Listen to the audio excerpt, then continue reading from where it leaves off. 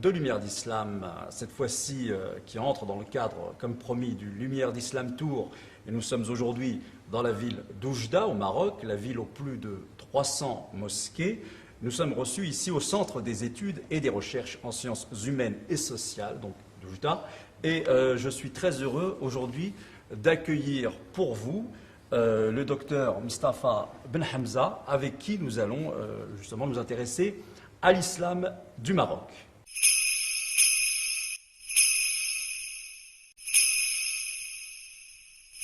Docteur Mustafa Ben Hamza, merci beaucoup d'avoir accepté notre invitation. Et je commence tout de suite cet entretien en vous demandant un petit peu en quoi consiste exactement votre fonction ici au Maroc. Tout d'abord, je suis content. Je vous souhaite la bienvenue ainsi que votre chaîne de télévision Lumière d'Islam. Je suis content de cet échange afin de vous donner une idée de la vie religieuse à Oujda et au Maroc. Il y a pour chaque province du royaume un conseil des sciences religieuses. Ils sont au nombre de 80 et ils sont encadrés à leur tour par un conseil supérieur. Leur tâche est d'encadrer la vie religieuse des Marocains, dans le fond comme dans la forme.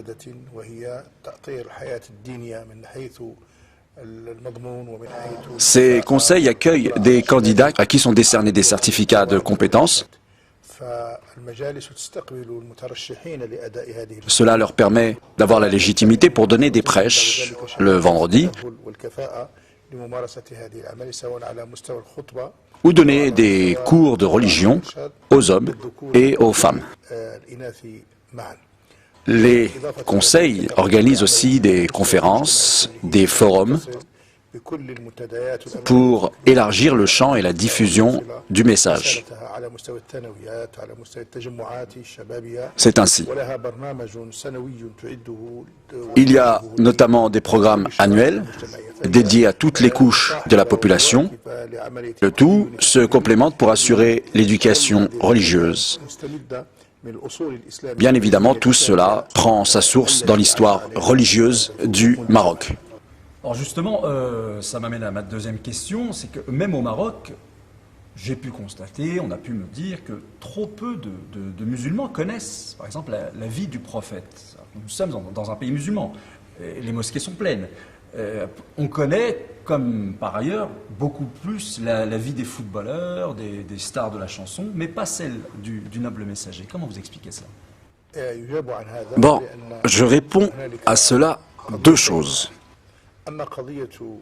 D'abord, quant à l'amour des Marocains pour le prophète Mohammed, cela est indiscutable. Aucune personne ici n'est aimée comme est aimé le prophète Mohammed. Ça ne fait strictement aucun doute. Alors, pour ce qui est de la deuxième chose, en ce qui concerne le fait de connaître sa vie, eh bien, ce sont les médias qui font et défont les modèles. Les artistes ou sportifs bénéficient de la promotion importante des médias. Nous faisons de grands efforts, et en particulier certains jours du calendrier, comme le jour de la naissance du prophète Mohammed, pour faire des cours sur la vie du messager, mais les médias ont tendance à choisir d'autres modèles à mettre en valeur. C'est donc une responsabilité qui incombe aussi aux médias. La connaissance de la vie du prophète existe, les cours sont partout et on a en abondance.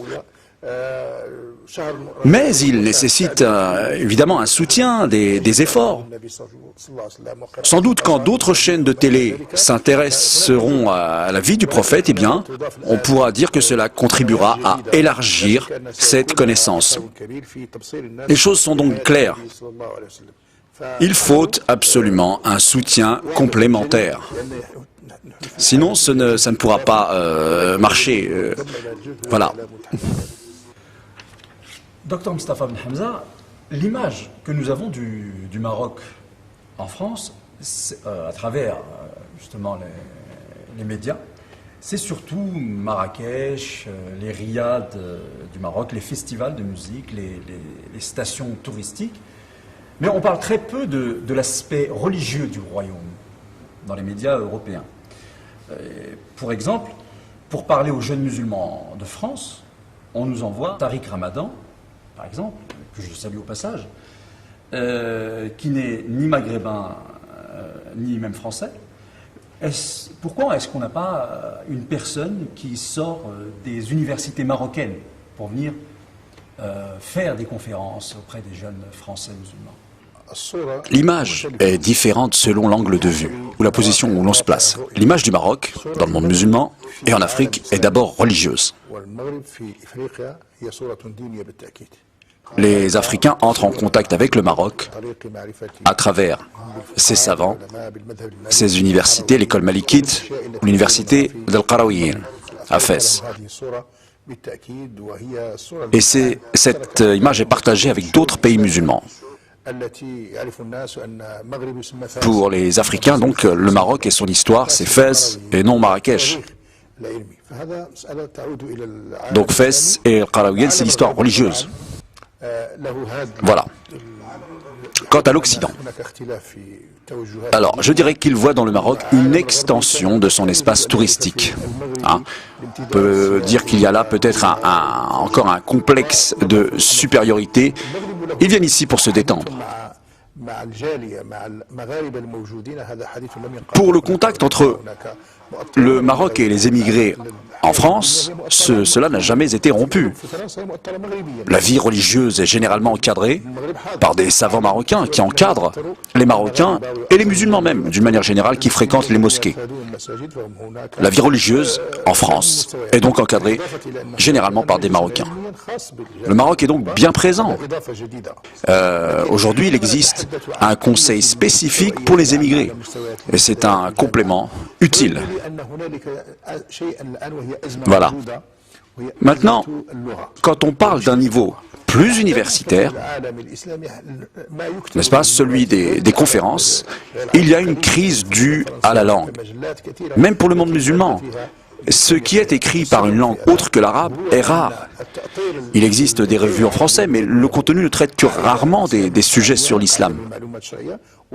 De plus, les diplômés des instituts religieux maîtrisent peu les langues autres que l'arabe. Ce problème peut être surmonté de plusieurs moyens. Par exemple, avec des intellectuels qui maîtrisent le français ou l'anglais. Alors ce travail prendra du temps. Mais ça viendra avec le temps. Tariq Ramadan a grandi dans ce milieu qu'il connaît. Mais il n'est pas le seul. Je connais plusieurs intellectuels musulmans, des amis qui exercent en Europe.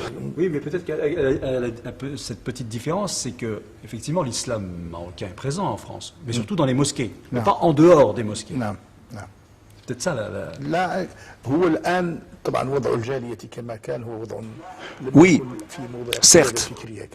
Mais il faut dire que les immigrés n'ont jamais fait partie de l'élite.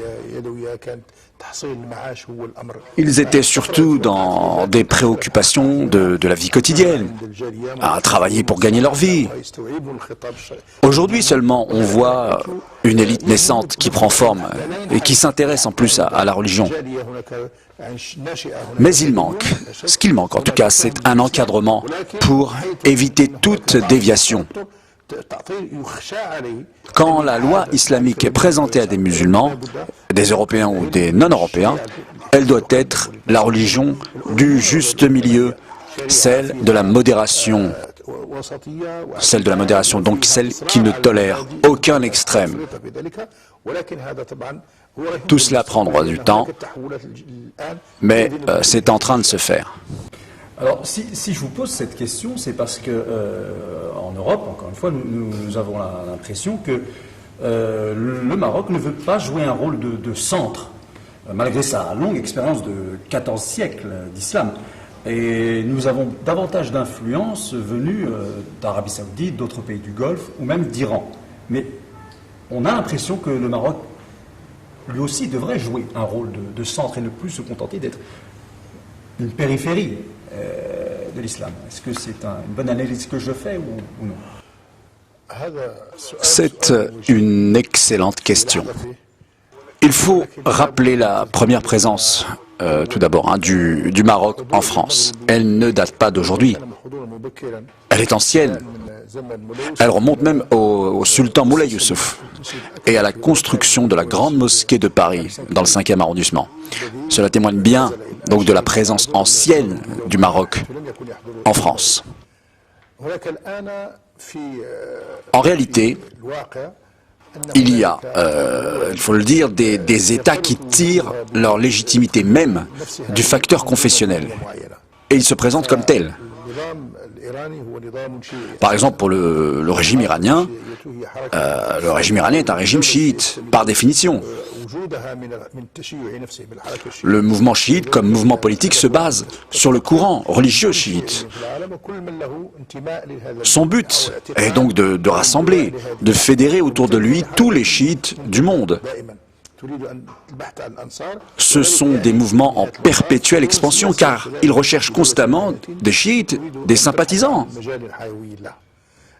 Et c'est, on peut le dire, la même chose pour les pays du Golfe, comme l'Arabie Saoudite, qui ont une vision spécifique, là encore, de l'islam, qui convient à leur propre vision de l'islam.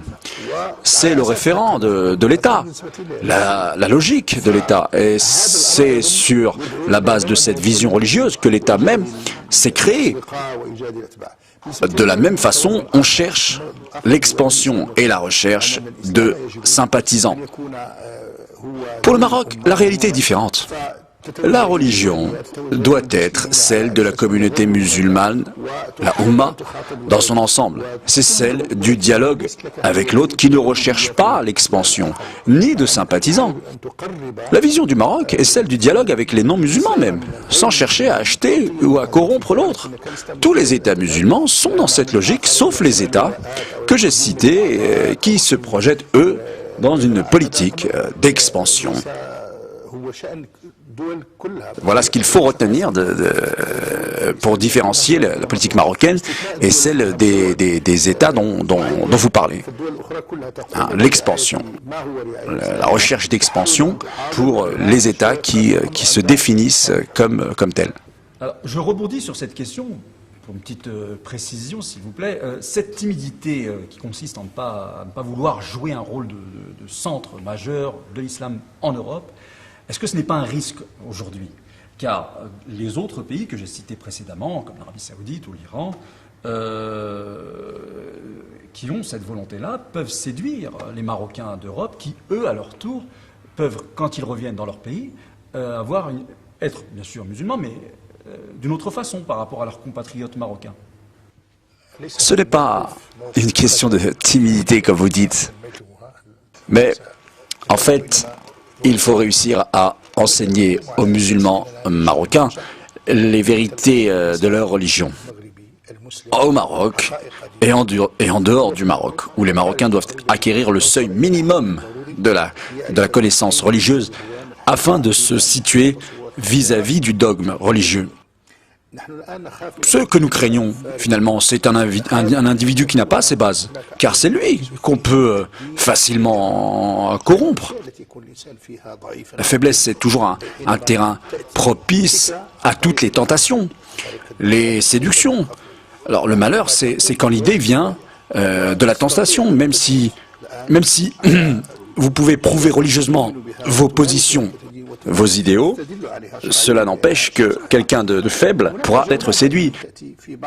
La domination, sinon d'un courant ou d'un autre, d'une orientation ou d'une autre, a toujours existé dans la religion ou en dehors de la religion. Mais quand une personne a des bases solides et un encadrement clair, c'est comme une protection, une immunité pour cette personne. Ainsi, il est difficile de sortir une telle personne de sa manière de pratiquer sa religion ou de voir les choses. Surtout que ceux qui veulent attirer savent que le Maroc reste le pays de l'université d'Al-Qarawiyyin, pleine de savants. Et aujourd'hui encore, beaucoup de pays musulmans voient dans le Maroc une référence forte pour les questions religieuses. Les savants qui étaient à Qarawiyyin lançaient leurs fatwas et leurs enseignements, et cela est suffisant. Il faut juste le protéger, le sauvegarder. C'est largement suffisant, il n'y a rien d'autre à ajouter, parce que la mondialisation et les moyens de communication, que ce soit en Europe ou en dehors de l'Europe, ce sont là des idées qui circulent, et en fin de compte, c'est le faible qui est séduit, qui est perdant. De manière générale, comme partout dans le monde, aujourd'hui, la religion première des gens semble être l'individualisme, qui se résume à une chose très simple: je veux tout pour moi et tout de suite. Alors, qu'est-ce que l'islam peut changer encore pour que l'intérêt général, l'intérêt de tous, passe avant l'intérêt de chacun? Alors, quand les gens ignorent les grandes questions de la religion, et ils ignorent les petites questions qui en découlent, l'islam dans sa nature est une religion du rassemblement. Et il n'accepte pas l'individualisme. Jamais. L'islam apprend à l'homme que lorsqu'il est devant Dieu, il ne demande pas que pour lui seul, mais pour l'ensemble de la communauté. Voilà. Ihdina lis-sirat al-mustaqim, qui veut dire guide-nous dans la bonne voie. Le musulman est donc toujours, il fait toujours partie d'un ensemble, d'une communauté. Celui qui demande à Dieu dit « Je fais partie du nombre des musulmans ». Innani min al-muslimin.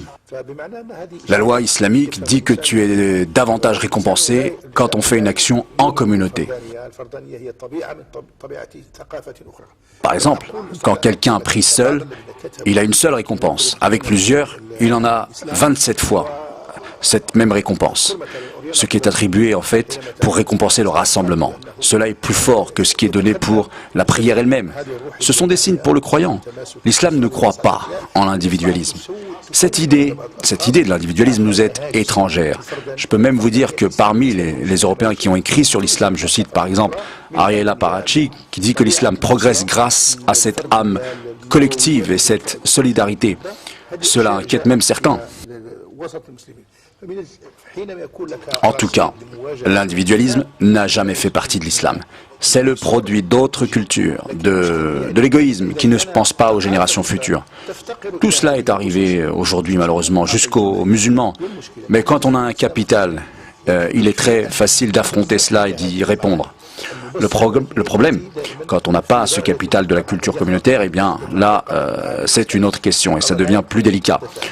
Nous devons donc revivifier toutes ces connaissances et les enseigner aux gens.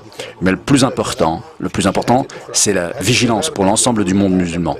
Une vigilance quant à défendre les principes afin de ramener les jeunes qui se sont dispersés vers d'autres directions. Ceux des jeunes qui se sont dispersés, il faut les ramener à continuer de réfléchir pour qu'ils continuent leur progression à mieux connaître, en vue de mieux connaître l'islam. Et au bout du compte, ils s'apercevront que l'idée individualiste n'est pas en islam. L'islam est pour la communauté, le vivre ensemble. À travers le pèlerinage, par exemple, le pèlerinage, à travers toutes les pratiques religieuses, cultuelles, l'esprit communautaire est toujours mis en avant. Il y a même deux types d'obligations, celles envers soi-même et d'autres envers la communauté. Si les gens oublient leurs devoirs envers la communauté, ils en seront coupables. Il y a des obligations qu'on appelle en islam nominatives, comme la prière ou le jeûne. Il y a des obligations envers la communauté. La science, par exemple, est une obligation pour certains qui le doivent à leur communauté.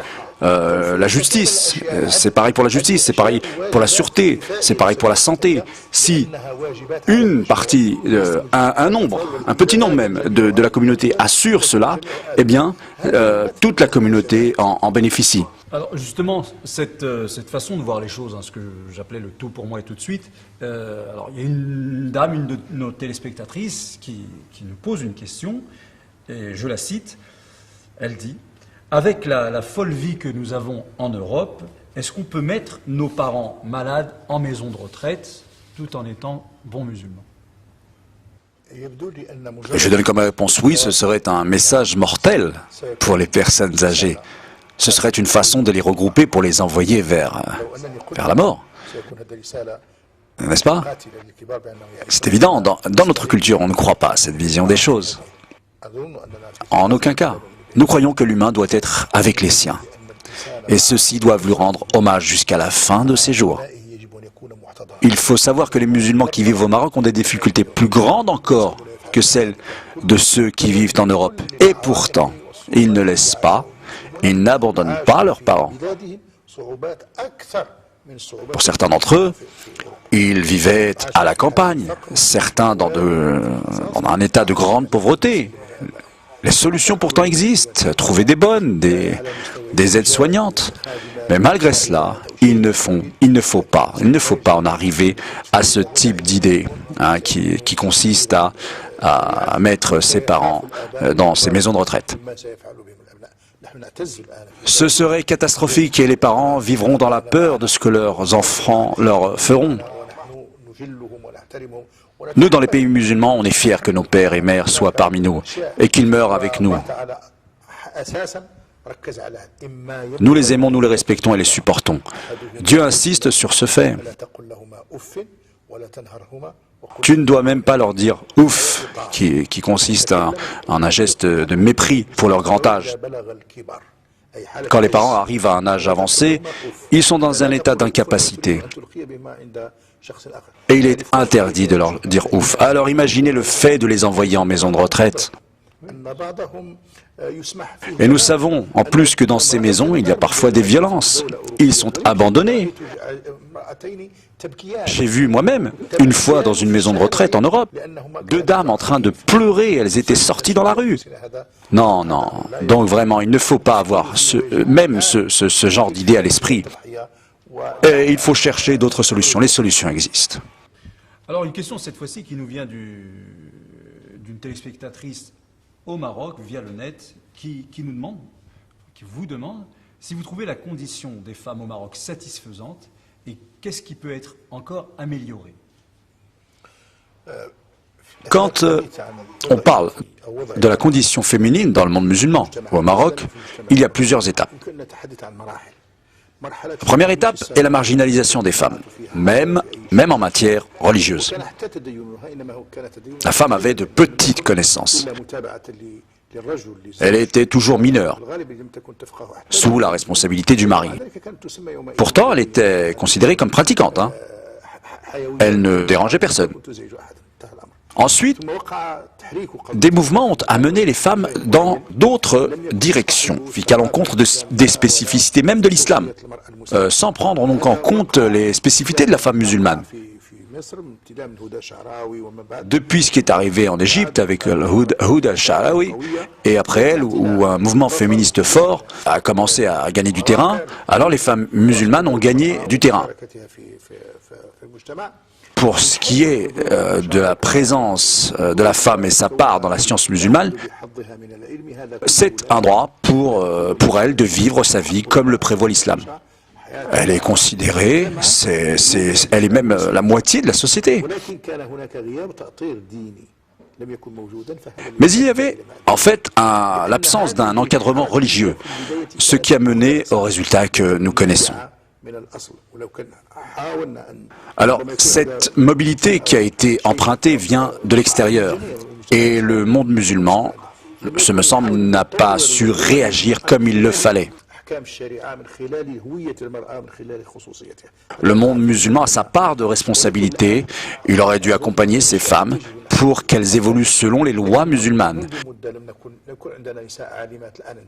Mais aujourd'hui, les choses vont dans le bon sens. Car avant, nous n'avions pas de savantes.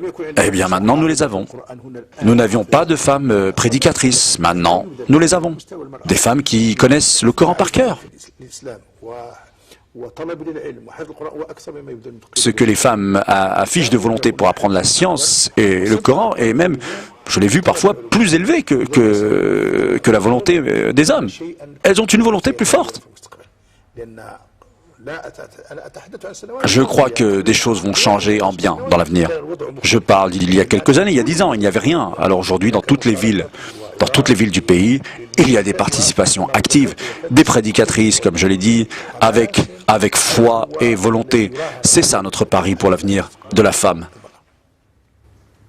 Et je finirai par une dernière question, Dr Mustafa Ben Hamza, en vous demandant de donner un message aux musulmans d'Europe qui nous regardent et qui sont parfois malheureusement victimes de discrimination à cause de leur religion.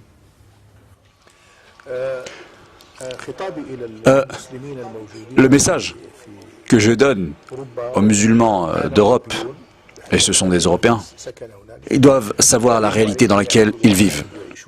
Parfois, malheureusement, nous sommes blâmables nous-mêmes. On n'a pas fait le nécessaire dans la présentation de l'islam. Certaines personnes ont des pratiques négatives, très négatives. Par exemple, quand quelqu'un trouve de l'argent dont il sait qu'il n'appartient pas à un musulman, il croit, j'ai entendu cela, il croit alors qu'il en devient le propriétaire légitime. Non, un vol est un vol. Cela n'a aucune base en islam. Que vous voliez un musulman ou un non-musulman, ça revient au même. Il y a le manque de sérieux dans le travail. La non-participation à la construction du pays d'accueil, le non-respect des lois en vigueur dans le pays. Aujourd'hui, les choses changent en même temps et on peut dire que les Européens ont fait beaucoup d'efforts pour comprendre l'islam. Ils en avaient une vision dominée par celle de Thomas Queenie. Et quelques savants de la civilisation sont encore étonnés de l'ignorance des Européens sur l'islam. Des fois, ils n'arrivent même pas à prononcer un nom musulman. Le nom Mohammed est facilement prononçable, mais personne ne veut le prononcer correctement. Ils veulent peut-être que cette ignorance dure. Donc moi je dis aux Européens qu'ils doivent connaître l'islam, ne doivent pas rester influencés par ces images négatives que certains véhiculent et qui veulent la rupture dans leur propre intérêt à eux. Ils doivent apprendre l'islam. L'islam est leur allié dans beaucoup de domaines, un allié fort pour ceux qui veulent préserver la morale, pour fonder une famille, pour l'environnement. Il y a plusieurs domaines où on peut se rencontrer. Il y a des questions humaines pour tous les peuples qui souffrent, musulmans ou non. Nous ne voulons pas d'injustice dans le monde. Il y a plusieurs points de rencontre possibles, mais les Européens restent coincés dans une mauvaise image de l'islam, ce qui est, à mon sens, à l'origine de problèmes. Cette idéologie des partis d'extrême droite qui se servent donc de cette mauvaise image véhiculée pour asseoir leur position. Mais ce n'est pas approprié quand on parle nous devrions faire mentir la théorie du choc des civilisations. Il faut prendre une nouvelle voie, la voie du progrès, celle de la civilisation, celle de l'évolution. Les musulmans sont des citoyens. Les Européens doivent comprendre qu'ils ont leurs spécificités et qu'ils ne peuvent pas commander ou les commander. Les critiquer sur leur façon de s'habiller, leur façon de manger. La liberté, nous y croyons. Mais si on vient nous commander sur nos vêtements, notre façon de manger, pour dire ce qui est autorisé ou interdit, c'est une régression. L'Europe s'est affichée dans son histoire comme garante des libertés. Donc une régression sur les valeurs n'est pas du tout souhaitable. Si quelqu'un s'autorise telle chose, pourquoi lui imposer autre chose ou contredire cela? Ce serait les frustrer dans leurs vêtements, à chaque fois une loi qui vient dire comment il faut s'habiller ou ne pas s'habiller. Cela ne facilite pas la coexistence. Nous n'avons aucun intérêt dans le conflit ou la guerre. Nous sommes, et nous devons être et rester dans un projet, à réaliser un projet qui fasse progresser l'humanité. Il ne faut pas laisser les choses se cristalliser ainsi. Il faut laisser les gens vivre en paix. Docteur Mustafa Ben Hamza, merci beaucoup pour ces lumières que vous nous apportez dans le lumière d'Islam.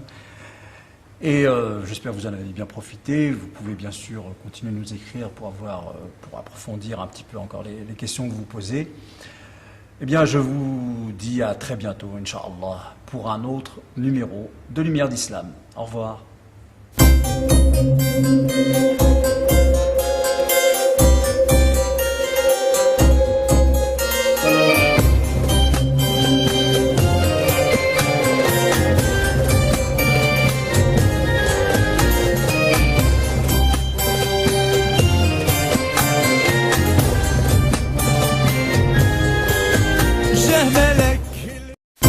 rester connectés avec Lumière d'Islam via nos réseaux sociaux.